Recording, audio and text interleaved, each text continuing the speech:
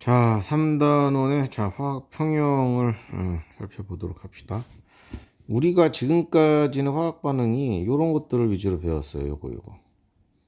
한쪽으로만 반응이 진행되는 경우를 지금까지 배우셨어요. 여기 뭐 메테인의 연소 반응 나오는데요. 메테인이 산소랑 반응해서 CO2하고 물이 생겨요. 이런 식으로 이쪽이 반응 물질, 이쪽이 생성 물질, 그죠?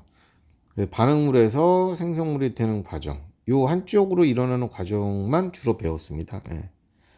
자, 한쪽으로만 반응이 진행되는 경우를 비가역 반응이라고 합니다.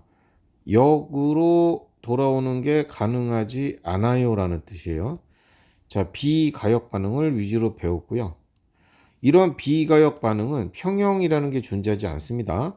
반응이 진행을 하다가 이제 재료가 떨어지면 반응 끝나는 거예요. 이게 없어 더 이상 반응 끝 이렇게 돼 버립니다.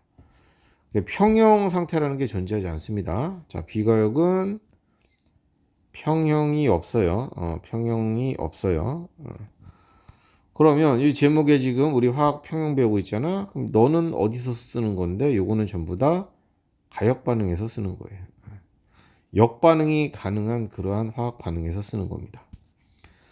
자, 정반응 그러면 반응 물질이 생성물로 되는 거죠. 우리가 지금까지 배웠던 과정, 반응물 준비해서 반응을 시키면 생성물질이 만들어져. 이게 정반응인 거지. 역반응은 뭔데? 생성물이 거꾸로 반응물로 돌아오는 거야. 처음에는 반응물만 있다가 시간이 지나면서 얘가 점점 늘어나겠지, 생성물이. 그지? 얘가 점점 생성물이 늘어나면서 얘가 이렇게 돌아오는 반응이 일어납니다. 이걸 역반응이라고 합니다. 역반응. 네. 자, 정반응과 역반응이 모두 일어나면 우리는 이걸 가역반응이라고 합니다. 가역반응. 그래서 이러한 가역반응들, 화학반응에는 가역반응이 훨씬 많습니다. 뭐 여러분 책에 그냥 몇 가지 예시만 좀 줬네요. 염화코발트의 변화라고 했는데요. 자, 염화코발트가 파란색인데 얘가 물을 만나면 붉은 색깔로 변하거든요. 물을 머금게 되면. 근데 물이 빠져나가면 다시 파란 색깔이 돼요. 그래서 정반응, 역반응 이게 다 일어납니다. 황산구리 오수화물도 마찬가지예요. 지금 물을 먹으면 황산구리 얘는 파란색이에요. 구리 이온 때문에. 물 빼버리면 흰색 가루가 되고요.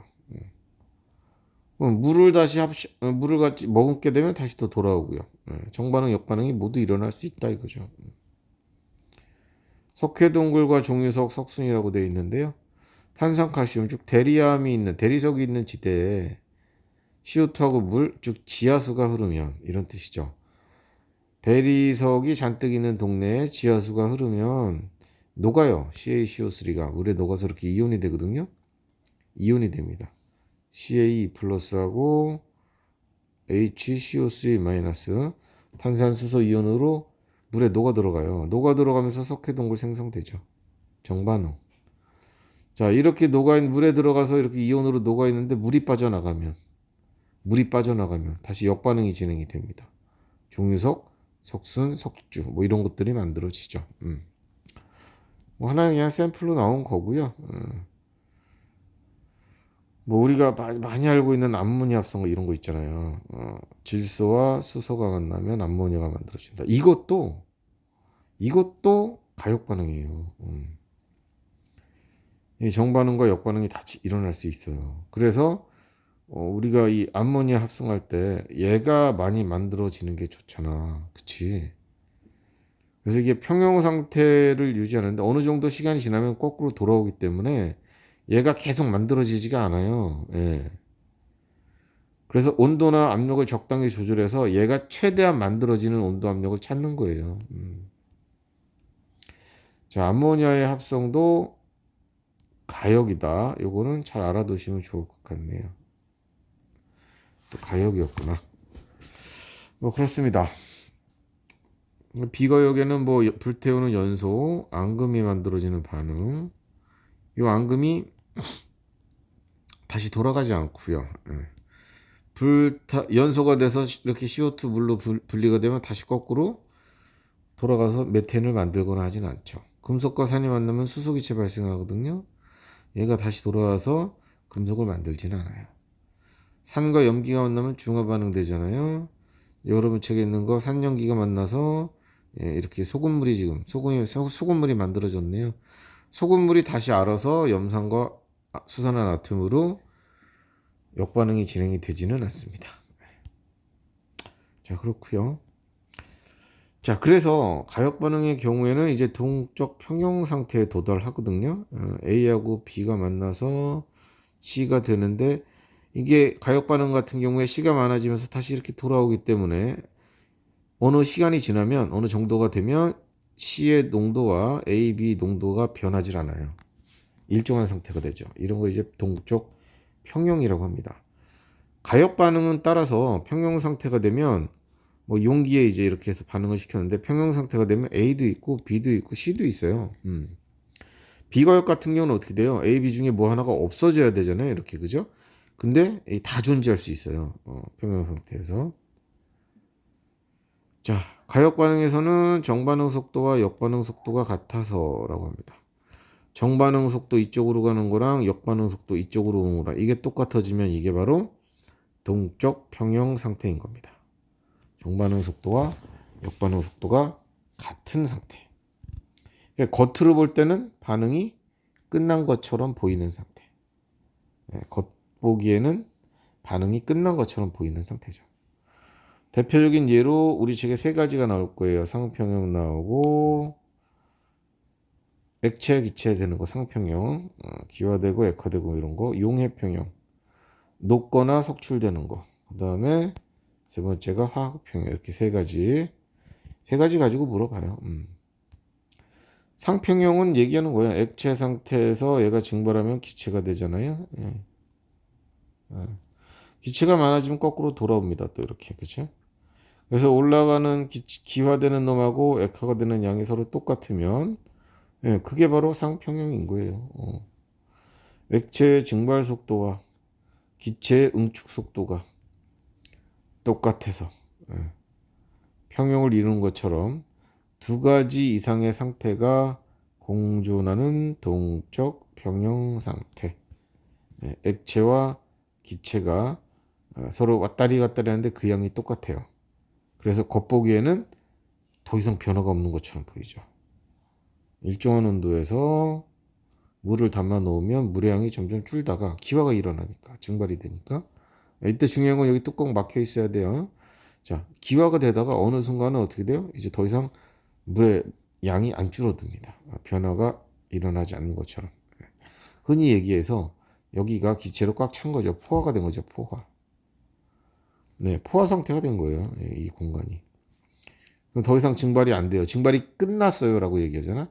사실은 끝난 게 아니고 증발되는 애하고 여기 증발이 하나, 둘, 세 개네. 증발되는 애하고 거꾸로 돌아오는 하나, 둘, 셋.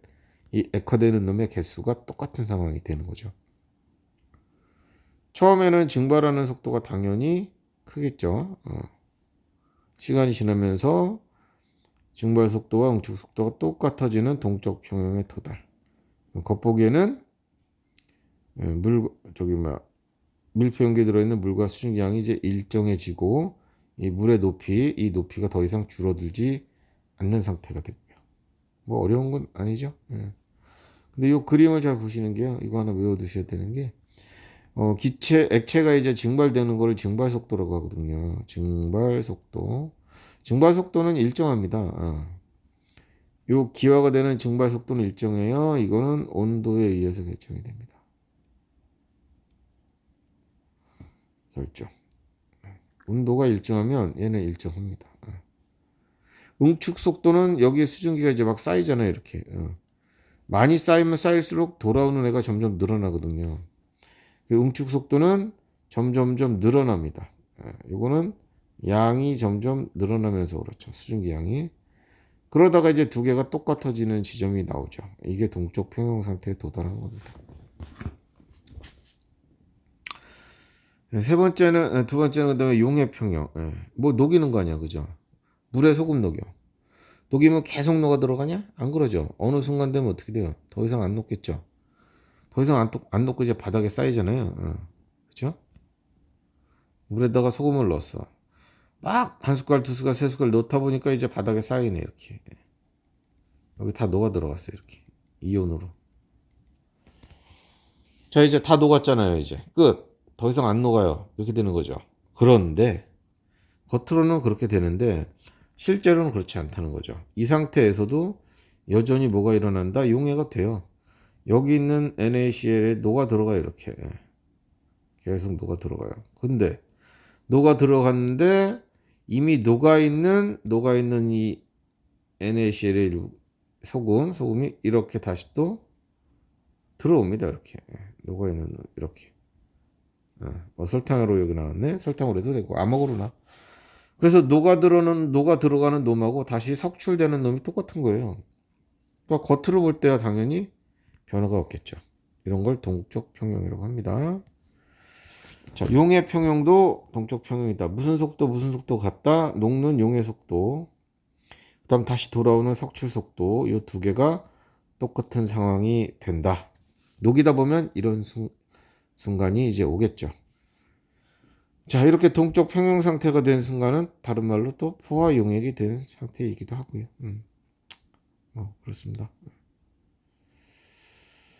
뭐 그런 정도 보시면 되고, 뭐 이거는 그 정도. 그 다음 페이지에 요거 확인하는 실험인 거예요. 이거는 확인하는 실험이에요. 소금을 막 녹였어. 다 녹았나 봐. 더 이상 안 녹아 이제. 포화가 됐어. 근데 이 상태에서 추가적으로 녹는 일이 일어날까를 확인하는 건데요. 자, 이제 포화가 된 상황에서 추가적으로 NaCl을 넣어주는데 이때는요. 동위원소를 집어넣습니다. 37짜리.